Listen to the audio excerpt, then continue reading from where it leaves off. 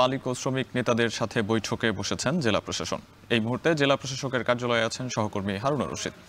হারুন, বৈঠক থেকে কোনো সমাধান এলো কিনা সবশেষ তথ্য জানাবেন। শাহাব, চলমান যে সংকট পরিবহন খাতে ময়মনসিংহে, এটির সমাধানের জন্য ময়মনসিংহের জেলা প্রশাসকের কার্যালয়ে একটি বৈঠক চলছে এই মুহূর্তে। আমরা দেখেছি যে এখানে পরিবহন মালিক সমিতির নেতৃবৃন্দ এবং পরিবহন শ্রমিক সমিতির নেতৃবৃন্দরা উপস্থিত হয়েছেন এবং পরিবহন মালিক এবং অন্যান্য শ্রমিক সদস্যরাও কিন্তু এখানে এসেছেন, আমরা দেখতে পেয়েছি, এবং রাজনৈতিক নেতৃবৃন্দ এসেছেন। এই বিষয়টি নিয়ে এখন জেলা প্রশাসকের সম্মেলন কক্ষে জেলা প্রশাসকের সভাপতিত্বে একটি আলোচনা চলছে। এখানে পুলিশ সুপার উপস্থিত আছেন এবং বিভিন্ন নেতৃবৃন্দ উপস্থিত আছেন পরিবহন এবং শ্রমিক সংগঠনের।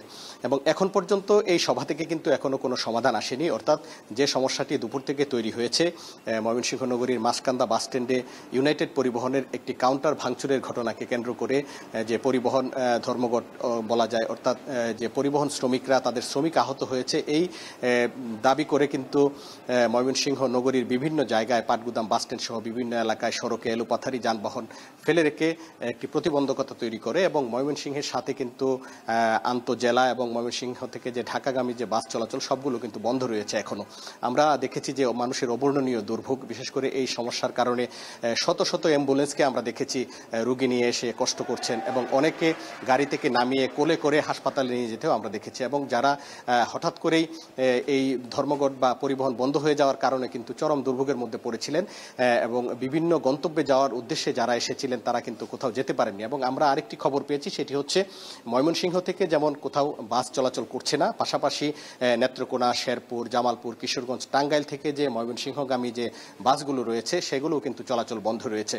তবে এখন এই মুহূর্তে জেলা প্রশাসকের কার্যালয়ে সব পক্ষকে নিয়েই বৈঠক চলছে এবং এই বৈঠক থেকে একটি সমাধান আসবে এবং এই সংকট থেকে উত্তরণ হবে সেটি আশা করছেন সবাই। এবং সেই সংকটটি সমাধান হয়ে গেলেই মানুষের যে ভোগান্তি সেটি কমবে, এমনটাই আশা করছেন সংশ্লিষ্টরা। তো এ ছিল আমার কাছে ময়মনসিংহের জেলা প্রশাসকের কার্যালয় থেকে সর্বশেষ।